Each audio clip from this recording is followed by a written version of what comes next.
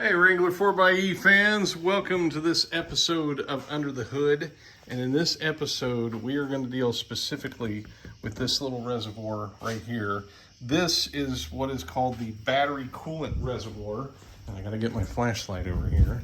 But if you take a look at that reservoir, you can see there is some pinkish fluid down there in the bottom of it. Now, it is going to be hard for me to get my camera in here to see, but if you'll note, mine is actually a little bit low. I just had the hybrid battery replaced in this vehicle, and there is a whole process to evacuating these lines of any air in the 4xe hybrid system, so that there is no air in the lines going back to the battery in the back of the vehicle. Now, the battery, if you are unfamiliar, is housed under the back seat here. That's the 17.5 kilowatt hour battery. It's a sealed case. We're not actually looking at the battery. We're looking at the case of the battery. And now I said 17.5. We only use 17.3 kilowatt hour of it. That 0.2 kilowatt hour at the top is used to as like a cushion. So we never charge the battery to a true 100% state of charge.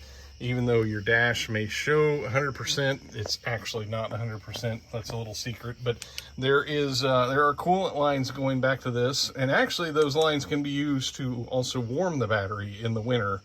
But we don't use the term warm it. We only use the term coolant for some reason. That's the limitation of the English language. But as you can see here, there is mine is low, and I'm going to have to take it back to the dealership, because in the manual it specifically says that you should not open these two reservoirs, but you should be familiar with them, and you should check them to make sure that there is fluid in them and make sure it's up where it's supposed to be. But it says right there, you know, they don't want you to remove those caps, and that's the same thing that the manual says. That fluid has to be super stinking clean. So they don't want the average person working in there and do anything with that. Now, I talked about them evacuating the air from the lines, and I kind of expected with the battery replacement, we might run into this where it got a little bit low. Some people, and I actually had this on mine from the day I bought it for like the first 8 or 9 months. If you start up your Wrangler 4xe and you hear what sounds like a swooshing sound going through this area as you're sitting in the driver's seat, you'll hear it out of your right ear. If you ever hear like a swooshing sound or like an air bubble sound that's flowing through this area, you'll want to get it back to your dealer and have them evacuate that air out of those lines. Some of us have a theory that some of the issues with some of the coolant pumps and possibly even the electric coolant heater could be related to air in the lines. We don't know that for sure. That is a garbage theory with very little relevant data to back that up.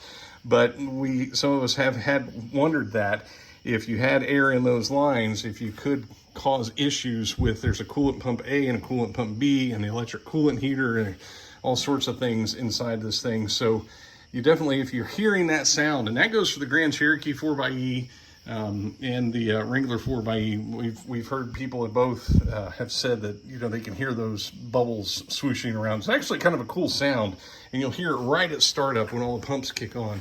So it's kind of a cool thing to hear, but you don't want that, and you'll want to check your reservoir and make sure that it is full, and you'll want to take it to your dealer and have them top that off.